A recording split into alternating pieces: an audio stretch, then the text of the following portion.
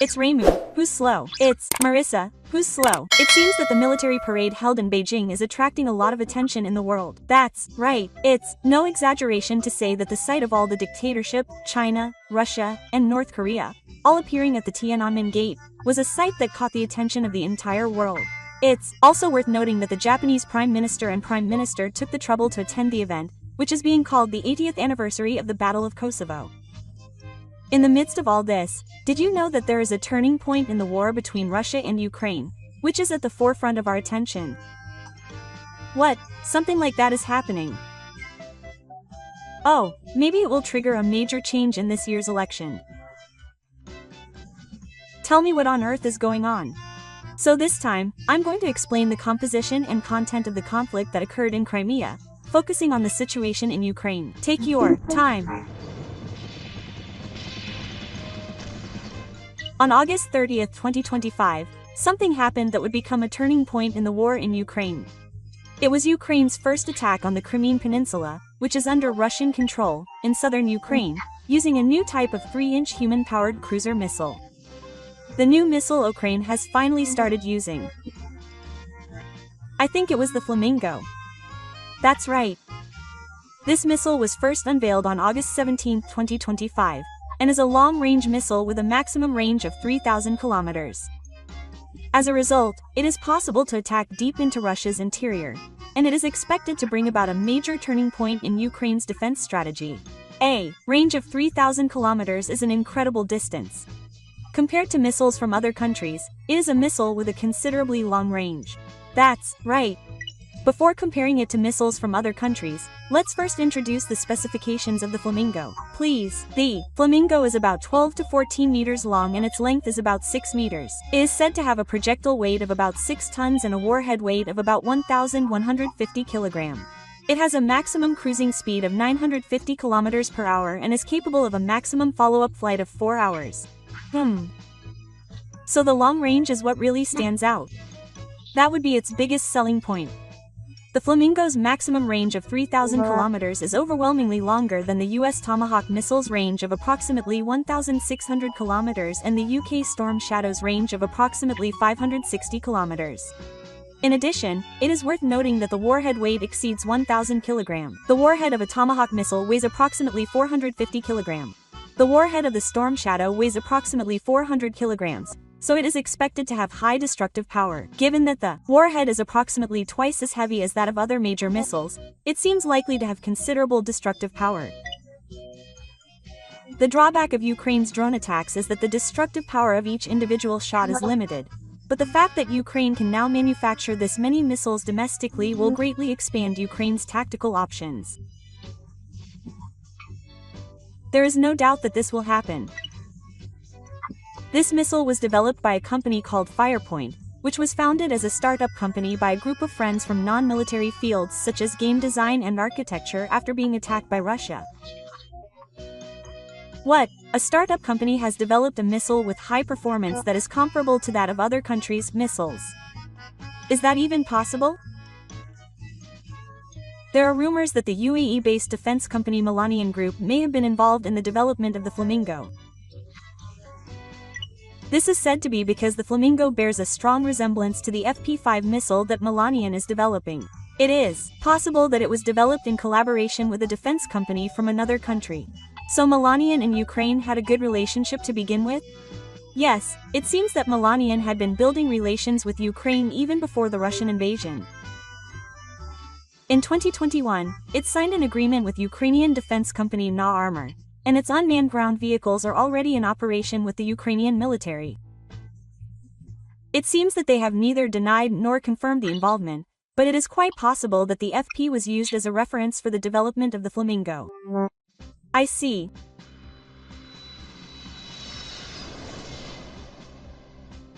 Still, it is impressive that they were able to successfully develop a large missile that combines the range and power of the Flamingo.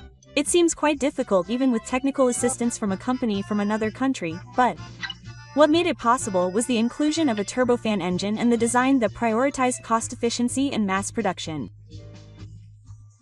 Turbofan engines are more fuel efficient than turbojets or rocket propulsion, and are also quieter and more suitable for long-term cruising flights, making them ideal for strategic attacks. In addition, the rear-mounted turbofan engine and fixed design allow for a more streamlined cooling system, which is expected to improve maintainability and mass production. So this is a missile that incorporates new features. By adopting a turbofan engine, they have managed to strike a good balance between performance and cost. So that means they will be producing it at a rapid pace from now on, right? That's right. According to Firepoint, the current production volume of the Flamingo is 1 missile per day, or about 30 missiles per month. The company aims to increase production sevenfold by the end of the year, to produce more than 2,500 Flamingos per year. If that happens, it will be a significant boost for Ukraine. Up until now, Ukraine has been frustrated by the fact that missiles acquired with military aid from the United States and other Western countries are prohibited from being used to attack Russian territory, but I think it is a significant step forward that there is finally hope for a resolution. So what happened when it was first used in Crimea? According to independent Russian media outlet Astra, 6 hovercraft were destroyed and 1 soldier lost his life. Other media outlets have also reported that a base for the Russian Federal Security Chief, commonly known as the Fsb, was attacked by Flamingo, destroying a building believed to be its management and causing fires in the surrounding area.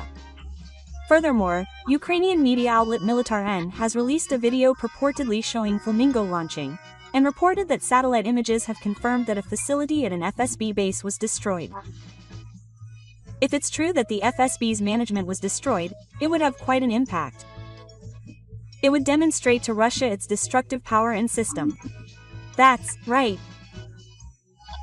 This time it was used in Crimea, but if it were used on important facilities within Russian territory, I think it would definitely put considerable pressure on the Putin regime. That would certainly increase tensions in the war in Ukraine considerably. If President Putin is cornered, he will likely deploy his signature tactical nuclear weapons even more than before.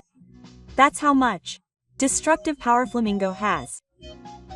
For example, if even 1 missile hits a military base or hangar air raid system, it will undoubtedly cause catastrophic damage. In addition, if it hits a power facility, communications facility, or navigation equipment, it is highly likely that the operation of Russia's civilian infrastructure will become significantly difficult. If a power outage occurs, it will undoubtedly have a major impact on civilian economic activity as well as the military activities of the Russian military. Furthermore, if a Flamingo were to land in Moscow, which is considered the political center, or in St. Petersburg, which is said to be the second largest city in Russia, it would not only deal a serious blow to the military, but it would also have a major impact on the Putin regime. Considering this, the Flamingo, which has a range of 3,000 kilometers, could be a game-changing weapon. If missiles continue to hit military bases in Moscow, it is quite possible that Russian citizens will start moving towards low-lying areas or armed forces within Russia. Even with a single attack, the Flamingo is a weapon that can have an impact that includes reducing the tactical capabilities of the Russian military, directly damaging civilian military infrastructure, and putting strong pressure on Russian domestic politics.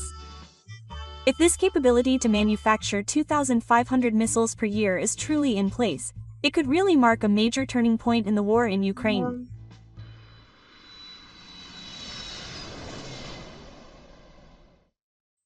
While there are high hopes for the future success of the Flamingo, each of which is powerful, drone attacks continue to plague the Russian military. On September 1, 2025, Ukrainian drones reportedly attacked Russia's GLONASS air navigation facility in Crimea. GLONASS sounds familiar, but is it really that important? It's a very important system, both militarily and civilian. GLONASS is a satellite-based rapid response system that can be considered the Russian version of GPS. There are multiple ground support facilities for this system, as well as related radars and communications bases, in Crimea, and it functions as a vital piece of infrastructure supporting the Russian military's air and sea surveillance capabilities. GPS facilities aren't incredibly important. Does this mean that Russia is no longer able to protect even such important facilities from drone attacks? That's right. Conversely, it could also be said that the Ukrainian military's drone attack system has improved dramatically. The ability to pinpoint drone attacks on information dissemination bases means that it has become possible to deal effective damage to Russian Air Force operations quite efficiently. That's true. If we can pinpoint and destroy GLONASS bases, we can suppress Russian Air Force operations with drone attacks alone. It may not be an exaggeration to say that this is the most cost-effective attack. Incidentally, the Tios radar base, which provides air traffic control, was apparently attacked in this attack. It is said that if this base does not function, it will become very difficult to manage civilian and military air traffic. This means that, depending on the extent of the damage caused by the drone attack, there may be major problems in managing Russia's civilian and military air traffic in the future. Civilian aircraft usually have multiple air traffic control systems and often navigation systems. However, there is a possibility that flights passing over the Crimean Peninsula will be subject to route changes or delays. On the other hand, it is said that Russian military air operations rely on real-time air traffic control and navigation support. If the base continues to suffer damage, there is a high possibility that direct restrictions will be placed on the Russian Air Force's operational control operations. After destroying a key base, the Ukrainian military's drone attacks aim to launch a second attack when the Russian military is completing repairs, preventing the first repairs from being completed. If this is also being done to GLONASS, it seems possible that the airspace above Crimea will no longer be a place where Russian aircraft can fly. If drone attacks by the Ukrainian military like this one continue, the air network across Crimea will become unstable, making it difficult for civilian aircraft as well as the Russian Air Force to control airspace.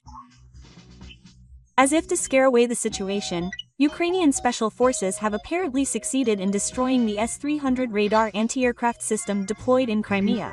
Furthermore, it seems that they have lost 2 radar stations connected to the S-300 anti-aircraft system in the space of 4 days. Ukrainian special forces are continuing their sabotage operations in Crimea. Furthermore, I think it is quite a feat that they have destroyed the S-300 anti-aircraft system, which is the gold standard for Russian anti-aircraft. With the Fsb base being attacked with the new Flamingo cruise missile, the key GLONASS air navigation base being attacked with drones, and the destruction of the S-300 anti-aircraft system of the Ukrainian special forces, the situation with the Russian military in Crimea seems to be considerably deteriorating. That's right.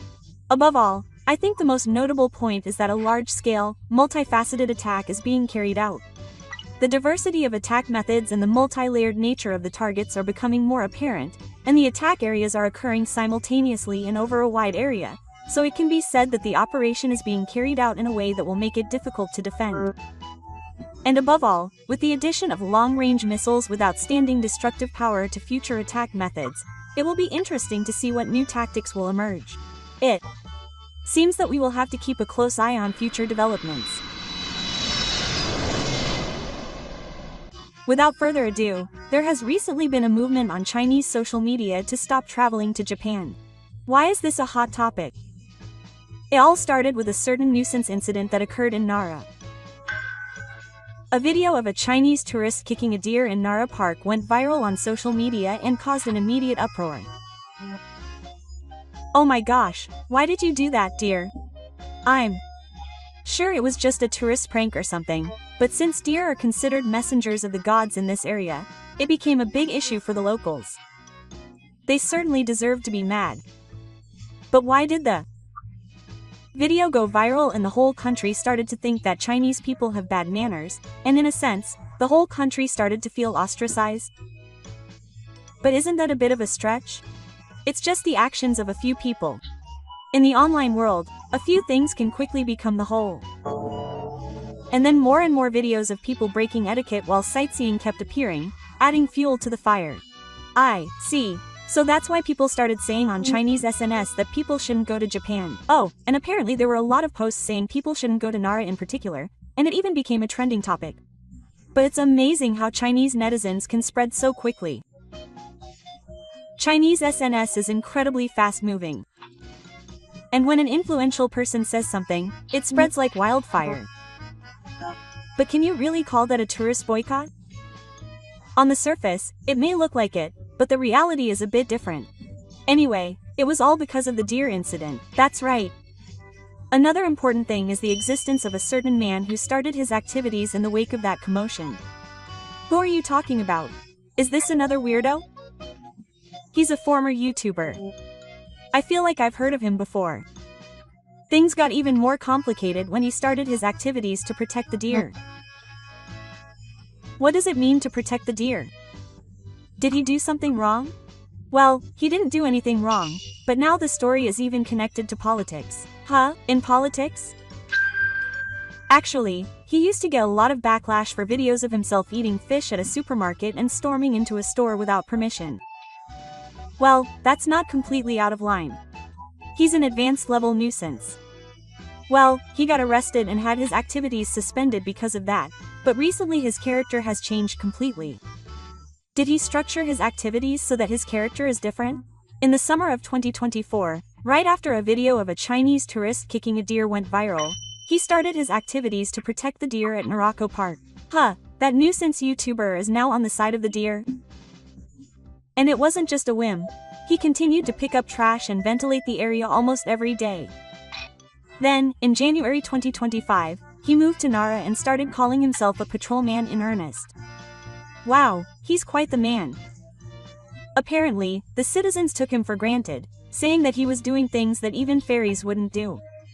It's true that if he did his activities every day, they might trust him, but on the other hand, there were also voices saying that his methods were too forceful.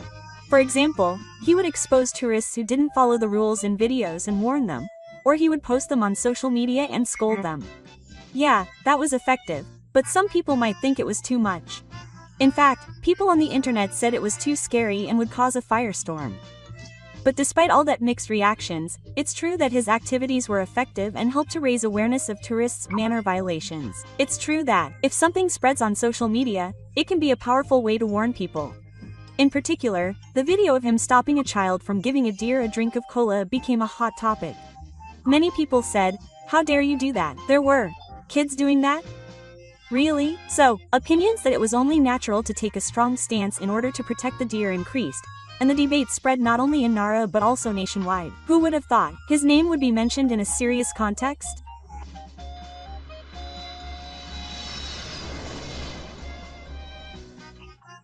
And the best part was that he ran for office in the 2025 Nara City Council election as part of this trend. Wait a minute. You mean he won? No way! He ran as an independent and received 8,320 votes, coming in third out of 55 candidates, and was elected for the first time. No way! From being a nuisance to a city council member, what a lifelong recovery. He truly transformed from a nuisance to a protector of the lower classes. But there was a background to this election drama. The citizens' dissatisfaction had built up. In other words, the citizens were genuinely troubled by the bad manners of foreign tourists. That's right, for the people of Nara in particular, deer were the face of tourism and a creature that needed to be protected. Everyone had reached their limit of patience with the foreigners who were policing them, regardless of whether his actions were right or wrong. There's no doubt that public opinion had been moved. That's exactly right. Regardless of the method, speaking up led to a change in attitude. People can change, huh? It's an amazing turn of events. And from here, relations with China become even more complicated. As I mentioned earlier, he was elected in Nara, but that wasn't just a topic of conversation. It was a reflection of the sentiments of the citizens of Nara. In other words, it wasn't just the deer incident, there was a deep-seated dissatisfaction. That's right. In particular, in recent years, the inappropriate manners of the increasing number of foreign tourists have become a serious social problem. Chasing deer, force-feeding them, littering them. These kinds of behaviors are happening on a daily basis, and the locals have been putting up with them for a long time. That's a common occurrence in tourist destinations. The more people come, the greater the burden on the locals. That's right. Especially since Kyoto doesn't have as much in place to deal with tourism, they couldn't keep up with the increase in the number of people. And while the government wasn't taking action, he showed up and actually went to the scene to warn people and clean up. I see. So the mood was that it would be faster to leave it to this person. That's what happened. It seems that he was particularly influenced by instructions from elderly local residents. Some even said that he was acting faster than the city hall. I heard he was a nuisance, but now he's a hero to the citizens. However, not everyone agreed. Naturally, there were some negative opinions, such as, is it okay to make someone who caused problems in the past a council member? Of course. There are some scary aspects to exposing people in videos and warning them. However, the fact that more than 8,000 votes were collected is proof that there was a lot of dissatisfaction. The fact that someone did something that no one else did is a pretty strong reason for giving instructions. It felt more like a vote for his ability to take action than for his own evaluation. That's exactly it. People value someone who takes action over someone who just talks, and surprisingly, local people tend to value people's appearances. It's more important for the people of the city to feel close to them. It's true that the person picking up trash in the local park might leave a stronger impression than the big shot council member you see on TV. Another big factor was the stress on foreign tourists. The situation had been going on for a long time with people behaving badly, but no one was listening, and this had caused a lot of frustration among the citizens. But that's a bit of a difficult problem. It could lead to discrimination or become an international issue. That's why the government was cautious and couldn't take any effective measures. That's why he decided to play the villain. It actually happened on the spot, and the video became a hot topic in China. And that led to talk on Chinese SNS about not traveling to Japan. So that whole series of events made it all the way to the political arena. It's a modern-day drama where one person's actions can change the mood of society and even lead to him becoming a city council member. Actually, if it weren't for SNS, this kind of development might not have been possible. Now, let's talk about how his actions were conveyed to China. Naturally, that video caused a huge uproar on Chinese SNS. Wasn't the patrol just being used in Japan? Many people in Japan said it was a good job, but the Chinese reaction was ridiculous. It became a troll criticizing the boycott for targeting Chinese tourists and discriminatory remarks. Oh, so that's how it's perceived. It's a difficult issue after all. So, if it's not better to go to Japan, then the number of posts saying it's dangerous and should be avoided increased. It quickly became a trending topic and went viral.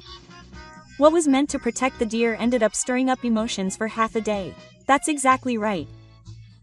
The phrase, boycott Japan travel, became a fad among Chinese netizens. There are stories that hashtags like, let's stop going to Japan, attracted millions of posts. The power of SNS is truly amazing.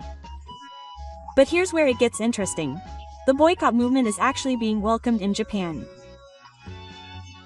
Wait, why is it being welcomed? Normally, it would be a problem. There are a lot of posts on SNS saying that it's a dream come true and that people who don't follow the rules shouldn't come.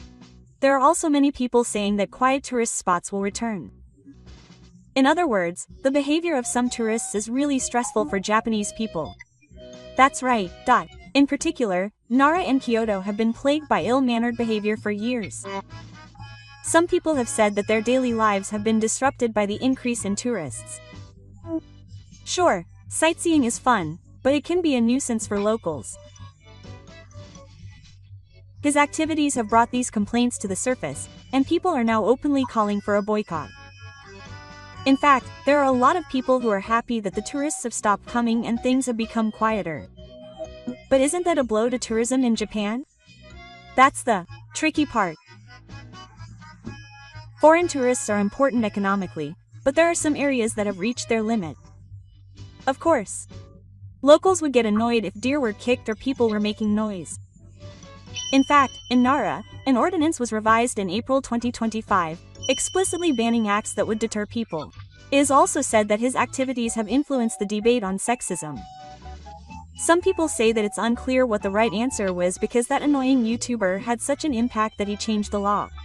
But at the very least, the dissatisfaction of Nara residents was on the verge of exploding, and so, those true feelings were conveyed throughout Japan. Those who are happy about the boycott spreading on social media are probably the ones who have always wanted to say it but couldn't. That's right. It feels like the frustrations that were previously unspoken are finally coming to the surface. However, from the Chinese perspective, this is perceived as discrimination, so it's a very delicate issue. It's difficult. It's not about who's at fault, but more like a misunderstanding of emotions. Also, extreme opinions tend to stand out on social media. Even Chinese tourists who are traveling quietly get caught up in it. That's something Japan wants to avoid. Social media is certainly scary. In reality, the voices of a minority can seem like the true feelings of the majority. But behind all those voices on social media, the number of Chinese tourists is increasing dramatically. Wait a minute, what does that mean? In fact, approximately 798,000 people visited Japan in June 2025. This is a 19.9% increase over the same month the previous year. In other words, it's an increase of nearly 20%. What do you mean, after all the boycott talk on social media, the number of people actually increasing? That's the gap between the online world and reality. The voices on social media aren't necessarily the general opinion. The people who actually travel are mostly the silent majority who don't express their opinions on social media. And the essence of travel demand isn't emotion, it's fact. Is the weak yen really the cause of that? Yes, that's a big one. In Japan, hotels, food, and shopping are all cheaper than in China right now.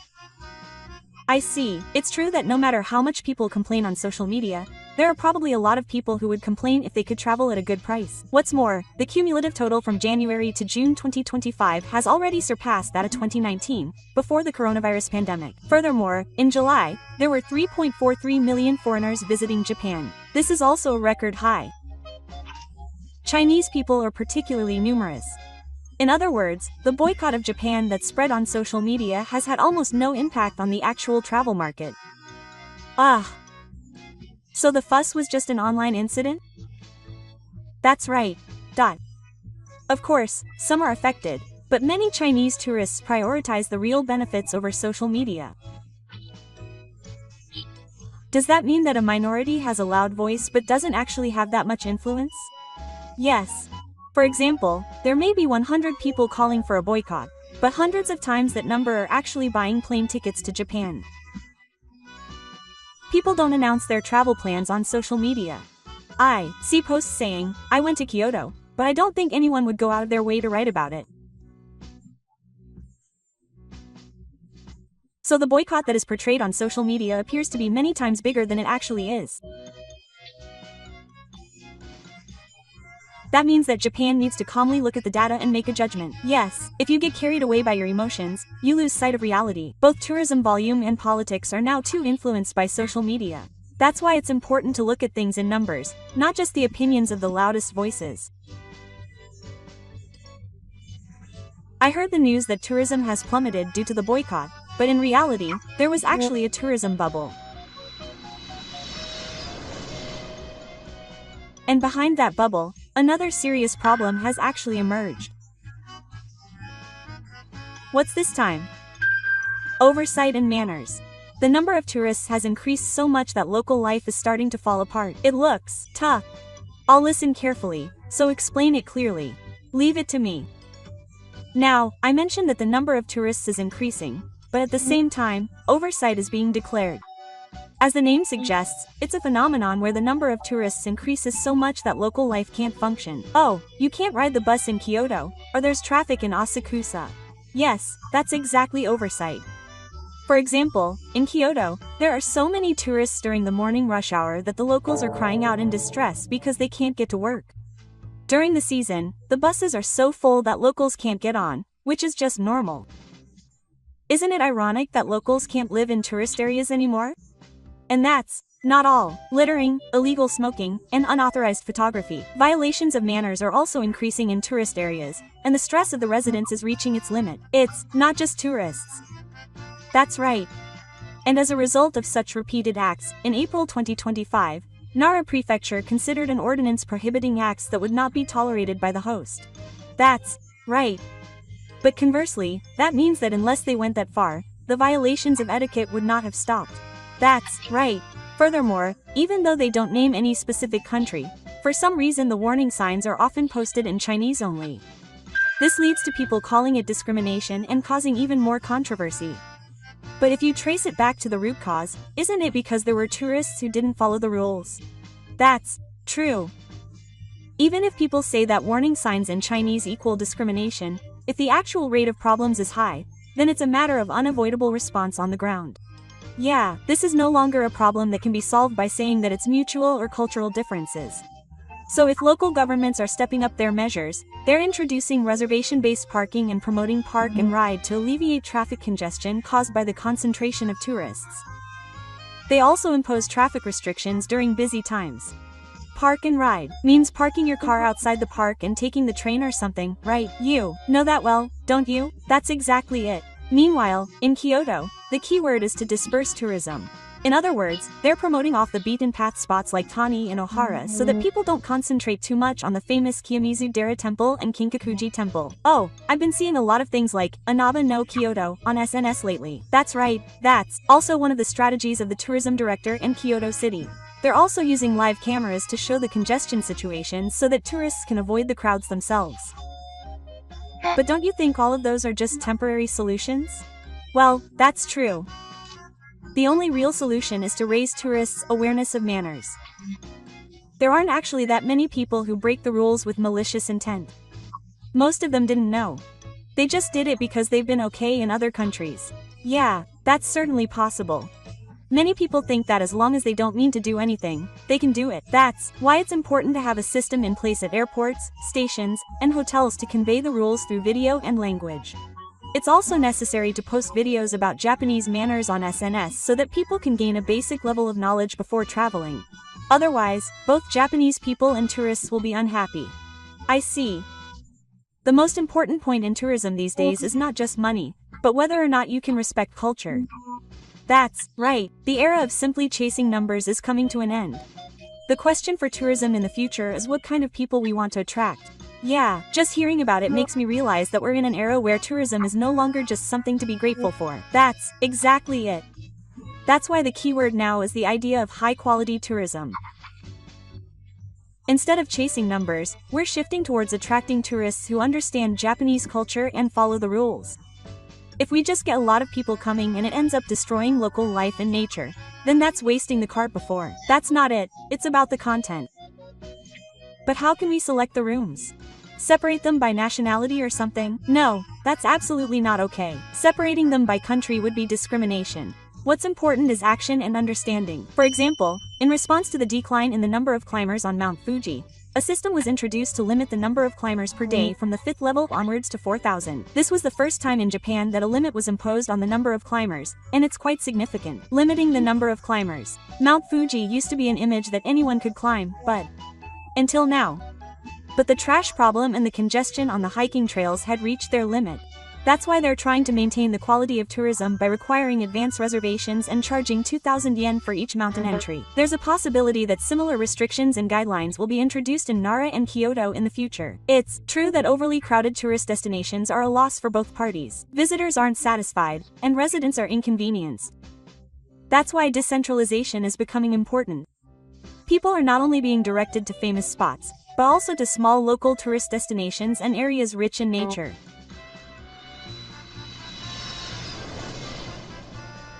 To achieve this, the tourism director provides promotional support in each region through an organization called a Regional Collaboration DMO.